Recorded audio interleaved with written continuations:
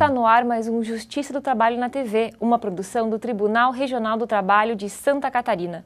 Os problemas ambientais trazidos pela sociedade moderna não se limitam à degradação do meio ambiente natural. Eles atingem também o ser humano em todos os seus ambientes, inclusive no espaço laboral, que é onde o trabalhador passa a maior parte do seu tempo.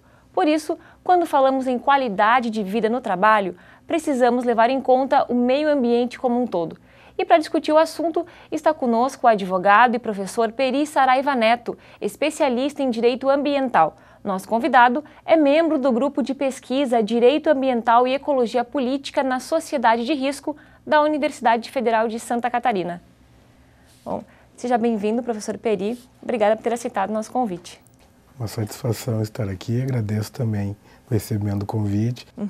Bom, para começar, eu gostaria que você falasse então um pouquinho sobre o surgimento no ordenamento jurídico da proteção ao meio ambiente de trabalho equilibrado. Essa questão, este conceito de meio ambiente do trabalho, na verdade é uma categoria, né? Se a gente pensar isoladamente, o direito do trabalho já entre nós, pelo menos desde a década de 30 ou década de 40 do século passado, já vem sendo construído uma série de normas de proteção ao trabalhador, que são muito conhecidas. O que parece interessante, e essa é o cerne do conceito meio ambiente do trabalho equilibrado e sadio, a gente fala um pouco mais sobre isso no continuar, é a questão da abordagem, e a gente já estamos falando do segmento, o direito ambiental como ramo jurídico, ele ganha uma atenção e um protagonismo muito grande, muito especialmente após 1988, por conta da Constituição da República, mas não só. Em 81, eu costumo dizer isso em aula também, para mim uma das mais importantes leis ambientais que a gente possui é a lei de 1981, que é a Política Nacional do Meio Ambiente, que ela é precursora, ela inaugura uma nova fase. Bom, o que o direito ambiental, e isso o grande pai da literatura jurídica nos traz, já com reconhecimento nos tribunais, inclusive, qual é uma das grandes novidades que o direito ambiental faz? É o que se chama de princípio da ubiquidade. O direito ambiental, mais do que um ramo novo no direito, ele aparece como um ramo jurídico com potencial de influenciar os mais diversos segmentos do direito, inclusive o direito do trabalho. E o que muda, então, ao direito do trabalho tradicional quando sofre uma influência do direito ambiental? É justamente a ideia de não trabalhar mais somente com a questão da proteção individual do trabalhador, mas agora pensar numa proteção de forma difusa ou transindividual. E mais do que isso, não pensar mais só naqueles mecanismos de reparação dos prejuízos, mas de prevenção e precaução, segundo essa nova lógica. Bom, muito bem. Então, embora o direito do trabalho tenha nascido antes do direito ambiental, como o senhor comentou, podemos dizer que a preocupação em proteger o meio ambiente e o trabalhador começou lá na Revolução Industrial, já que foi a partir daquela época que se observou uma degradação maior tanto dos recursos naturais como do trabalhador? Sem dúvida. A Revolução Industrial, como marco sociológico de compreensão, ele é um marco fundamental, tanto para as questões do direito do trabalho, quanto para as questões do direito ambiental. Porque muda, realmente, é uma ideia de sociedade, né? A gente tinha até então uma sociedade com bases muito mais manuais de trabalho, vinculada à própria propriedade, não em baixa escala de produção, essencialmente, e a Revolução Industrial vem provocar uma grande aceleração em todo o processo produtivo. E isso gera impacto diretamente à saúde do trabalhador. Eu acho que o grande exemplar disso é o filme Tempos Modernos, do Chaplin, de retratar essa massificação do processo produtivo, e isso tem impacto. Claro que tem um impacto econômico muito positivo também, a título de desenvolvimento econômico, mas que gera externalidades. Esse é um conceito não do direito, é um conceito da economia que nós utilizamos bastante, que é a ideia de como isso sai da fábrica, né? Sai da fábrica uma saúde do trabalhador pior ou piorando, e as externalidades negativas também em matéria ambiental, né? Para onde vai os dejetos, os rejeitos do processo produtivo. Então, são situações que surgem ao mesmo tempo e aos poucos começa a ter uma regulamentação uniforme e mais ou menos dentro do mesmo período. Bom, a Constituição de 1988 garantiu muitos direitos, consagrou os direitos do trabalho, mas também foi um marco muito importante para o direito ambiental, que reconheceu o meio ambiente ecologicamente equilibrado como um direito fundamental. Diante disso, eu lhe pergunto, quais as consequências da constitucionalização do meio ambiente? Essa pergunta que tu trouxeste agora no teor são importantes porque elas retratam basicamente o que é o tripé das grandes questões da sociedade e, por conseguinte, que o direito trata de cuidar, que é a questão do desenvolvimento, da liberdade individual e busca de desenvolvimento. Como a gente falava antes, a Revolução Industrial é um passo marcante no fomento ao desenvolvimento. Mas, paralelamente, é o que se chama também pela literatura de uma segunda ou uma terceira dimensão de direitos. O direito do trabalho, sim, ele aparece, e hoje reconhecido basicamente no artigo 6º e 7º da nossa Constituição, mas nada mais é do que uma das manifestações dos direitos sociais. Quer dizer, o Estado que fomentava a economia, agora o Estado também que passa a cuidar, principalmente de grupos mais frágeis, e não é só em relações de trabalho, isso vale, por exemplo, para a matéria de consumidor também. O Estado elege alguns nichos e intervém, é o que se dá com o direito do trabalho, e sim, paralelamente, também em 88, essa é uma categoria que também é introduzida no artigo 225 da nossa Constituição da República, quando fala basicamente que todos têm direito a um meio ambiente ecologicamente equilibrado. Aí aparece toda uma construção a partir disso de reconhecimento da essencialidade desse direito e da fundamentalidade desse direito. O direito do trabalhador, ele é um direito fundamental, assim como a proteção ambiental é. E assim como o livre desenvolvimento também é, então a gente tem direitos fundamentais, às vezes, conflitantes. Me parece que a constitucionalização é importante porque os coloca em mesmo patamar, mas ao mesmo tempo nos traz o desafio. Como compatibilizar, e aí vem o termo que é muito importante na atualidade, que nada é mais do que sustentabilidade. Como construir sustentabilidade. Professor Peri, dentro desse cenário, o senhor entende que o direito ambiental deveria ir além da proteção da fauna e da flora. Você poderia explicar melhor para a gente? Ainda há uma certa confusão no sentido de imaginar que o direito ambiental cuida da plantinha, da flora, ou dos bichinhos, da fauna. Não é só isso, é muito mais do que isso. É muito mais porque envolve solo, envolve recursos hídricos, envolve qualidade atmosférica, envolve num outro patamar que a gente já falava antes, o meio ambiente cultural, né? As nossas relações dentro da cidade, o bem viver dentro das cidades, e recai lá, inclusive, um aspecto do meio ambiente do trabalho. Mas, fundamentalmente, me parece necessário esclarecer, e essa é uma posição muito minha, e eu faço questão de dizer que não é preponderante, sobre o objeto de proteção do direito ambiental. E eu tenho para dizer que, no meu sentir, o direito ambiental ele é essencialmente antropocêntrico. Ele protege a fauna, a flora e os outros recursos naturais, não pelo reconhecimento intrínseco desses elementos naturais, mas, segundo minhas leituras, e pelo comando constitucional, utilitarista, bem ou mal, utilitarista. Então, o direito ambiental ele é egoísta. Ele é feito, o direito é feito para o homem, ao seu interesse. Então, a proteção ambiental, ela se dá de forma com um objetivo final, quer dizer, protege-se os recursos naturais, pensa-se num ambiente sadio, e isso pressupõe conservar e preservar, mas o foco sempre é a qualidade de vida nos termos da Constituição, para as presentes e futuras gerações. Então, o direito é muito mais, sim, do que fauna e flora. Ele é todas essas inter-relações sistêmicas que ele estabelece com outros aspectos da vida. Bom, muito bem. Diante disso, então, podemos afirmar que o meio ambiente laboral ele não está limitado ao ambiente da empresa. Né? Você poderia nos dar um exemplo? Essa questão é muito, muito interessante e vem ganhando um fôlego cada vez maior no judiciário, né? De constatar justamente essa observação de que o meio ambiente do trabalho não se restringe à fábrica, não se restringe a locais delimitados de produção. porque a vida do trabalhador, ela pensando basicamente numa grande fatia de trabalhadores, que existe uma dependência maior com o empregador ou com o trabalho, que termina construindo toda a sua vida no contexto ou nos arredores de uma determinada planta industrial.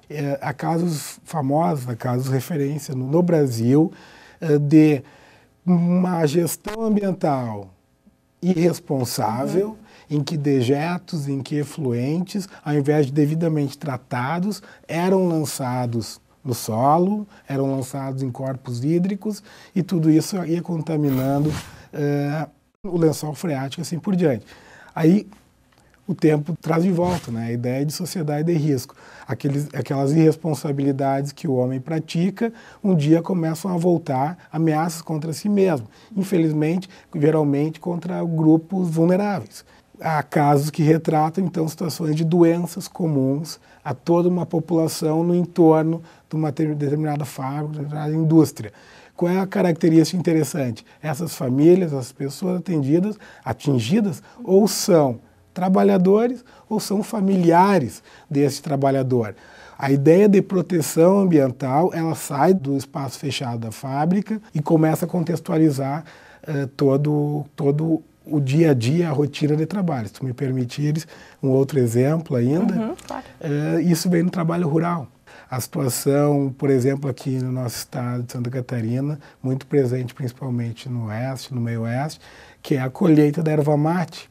E vira e mexe a gente tem notícia de que a produção e o cultivo e a colheita da erva mate, isso impõe pessoas super vulneráveis a situações de trabalho análogo ao escravo. Porque o trabalho é penoso, e esse é um outro tema interessante para a gente falar também, sim, mas a questão aonde eles dormem, aonde eles fazem suas refeições, onde é que eles têm o seu lazer, geralmente são ambientes altamente degradantes e que o Ministério Público do Trabalho fazem uma fiscalização muito forte em cima disso. Quer dizer, essa já é uma realidade, para além do espaço fechado da fábrica.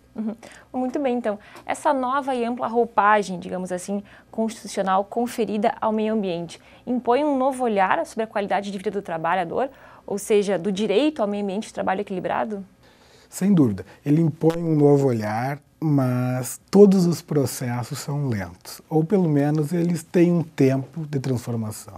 As mudanças, a incorporação no ambiente social, daqueles comandos que a Constituição traz, eles têm um tempo de acontecer e às vezes esses tempos parecem longos, às vezes são longos, às vezes parecem longos, mas eles estão basicamente ligados à percepção de cada um. Alguns são mais ansiosos, outros são mais tolerantes a isso. Eu costumo me colocar como um otimista. Eu estudo direito ambiental e mais recentemente com esse viés também na questão do trabalho há uns 10 anos. E é impressionante como a gente pode notar uma efetividade maior das leis de proteção ambiental, das leis de proteção ao trabalhador pelo Judiciário, o Ministério Público mais atuante. Eu acho muito interessante que a sociedade civil organizada pleiteando a execução desses direitos. Então, eu me coloco como um otimista nesse processo de transformação. É claro, às vezes parece ser muito lento, mas hoje em dia a gente começa a perceber, ter notícia de iniciativas pelo empregador, pela iniciativa privada, de propiciar um ambiente melhor de trabalho, reconhecendo, isso me parece muito interessante, quanto melhor, mais sadio, de maior qualidade o ambiente de trabalho, menos reflexos negativos irão implicar. Por exemplo, a pessoa será mais feliz dentro do seu trabalho, a pessoa irá adoecer menos no ambiente de trabalho, a pessoa menos estressada estará mais atenta para se cuidar e assim por diante. E esse movimento, eu acredito, se me permite fazer a referência, a Federação das Indústrias do Estado de Santa Catarina tem um movimento muito interessante sobre o reconhecimento da importância do ambiente de trabalho sadio como elemento para o bem dos trabalhadores,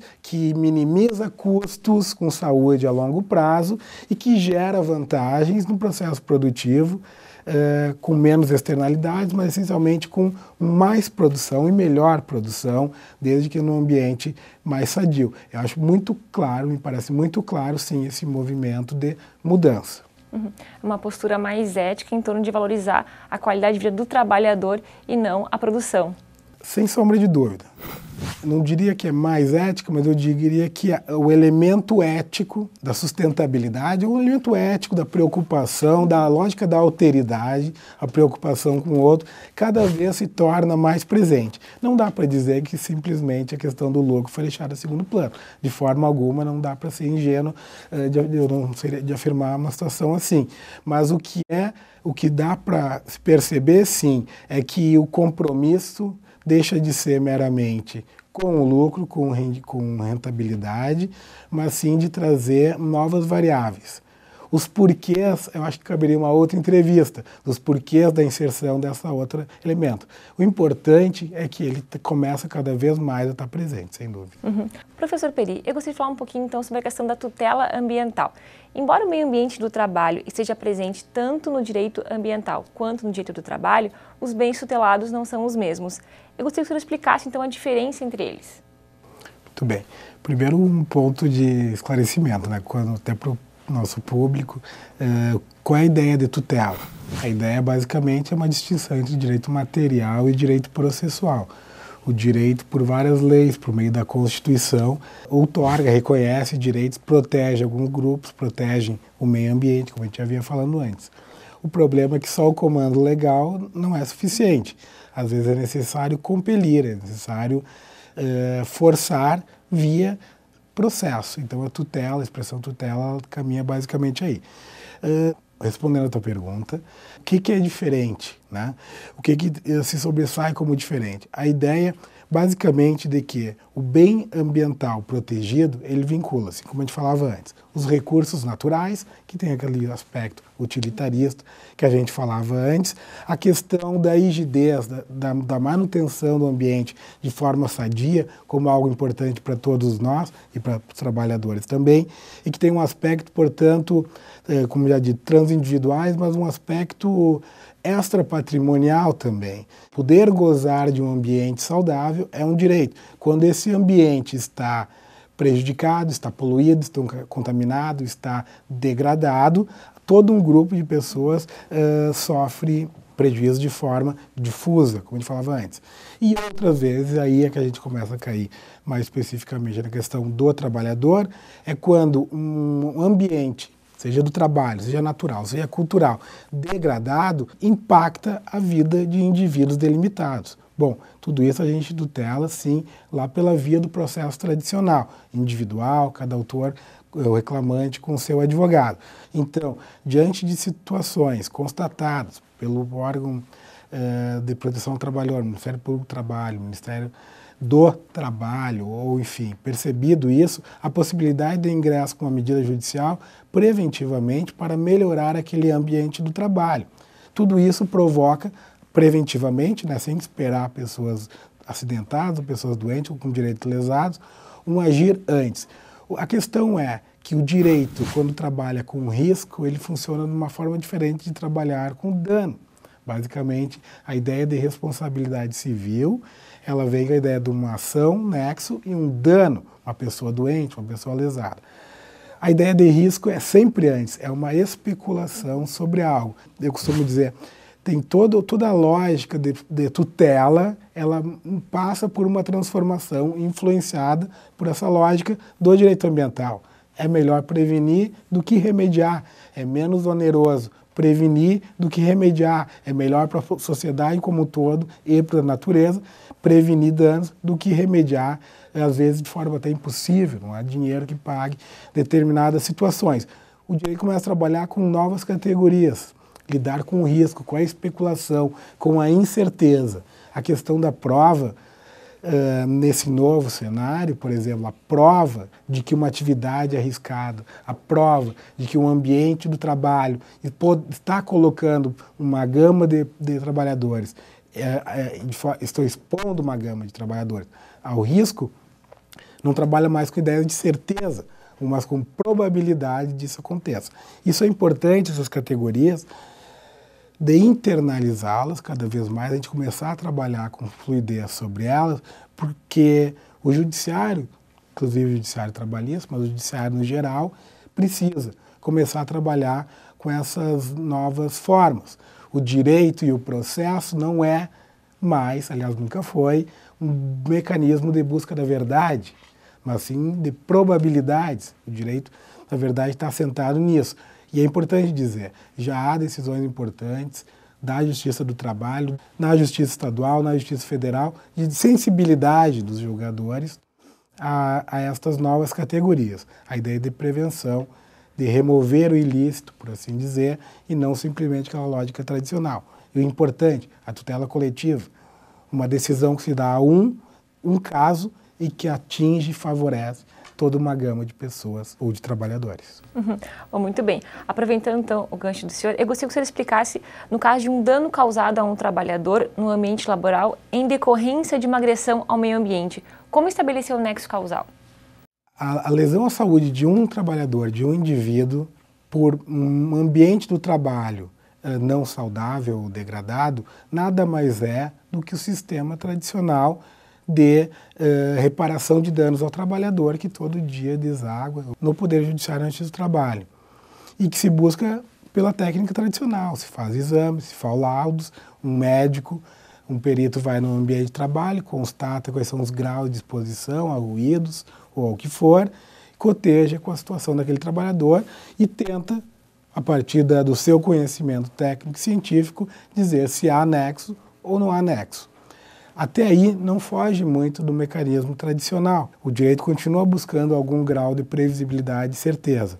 A questão é quando a gente tenta agir antes, reconhecendo a probabilidade de que um determinado processo produtivo pode gerar danos a 100 trabalhadores, a toda uma fábrica, a médio, a curto, médio ou longo prazo. Como é que se trabalha com algo que não se tem certeza? E aí é que entra uma forma diferente de estabelecer nexos, que é nexos com o futuro, com algo imprevisível. E aí a gente tem que trabalhar assim, com especulação. É um desafio. Ele, ao mesmo tempo que ele traz um grande grau de certeza, mas é nada mais, nada menos do que a gente começar a introduzir, seja nas práticas do dia a dia do ambiente de trabalho, seja pela força coercitiva do judiciário, de imposição de novas práticas, novas maneiras de fazer. O que é possível melhorar para evitar algo lesivo no futuro e algo, pensando economicamente, que vai onerar a empresa, que vai onerar o processo produtivo e que vai onerar todo o nosso sistema de saúde também, que é onde o pessoal termina buscar abrigo no SUS. Né? Bom, o avanço tecnológico das últimas décadas e mais recentemente a crise econômica mundial geraram sérias consequências para a qualidade de vida do trabalhador no seu ambiente laboral e isso acaba repercutindo aí na sua saúde física e mental. Nesse cenário, qual o significado do direito ambiental para o trabalhador? A importância do direito ambiental para o trabalhador hoje, ou numa perspectiva de futuro, ele está basicamente ligado à questão da qualidade e à questão do ambiente sadio. Né? Como nós passamos a construir doravante para o futuro esses elementos, esses que têm comando constitucional. Dentro da ideia sempre de que é um ambiente sadio e adequado e equilibrado, que vai garantir condições de saúde, de felicidade, no fim das contas, também, de bem-estar a toda uma gama de trabalhadores. O que me parece essencialmente importante nessa inserção da questão ambiental está justamente na obrigação que temos todos de olhar para o futuro de forma diferente, admitirmos que se fez o errado, e pode-se utilizar o marco da Revolução Industrial, durante muito tempo se fez errado, as soluções foram construídas, no mais das vezes, de forma errada, porque tratava as questões pontualmente, tratava dos problemas de forma pontual e fragmentada, e o meio ambiente ele vem e diz bem o contrário, a questão tem que ser analisada de forma sistêmica. O lazer do trabalhador, a boa relação familiar do trabalhador, tudo isso vai respingar dentro da fábrica.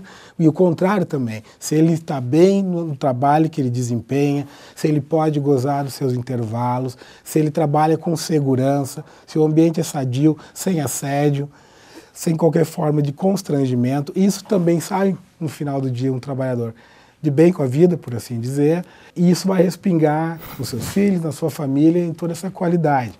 Porque, embora a gente ache que seja possível, não é possível. A gente leva o trabalho para casa, a gente leva a casa para o trabalho. Porque no fim não existe o trabalhador e o pai, existe o indivíduo. E ele precisa ser trabalhado, ser cuidado.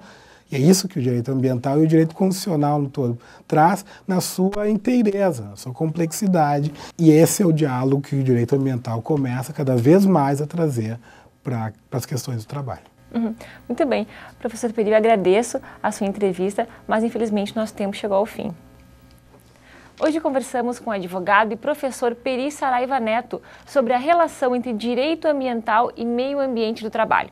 Nos vemos no próximo programa. Até lá!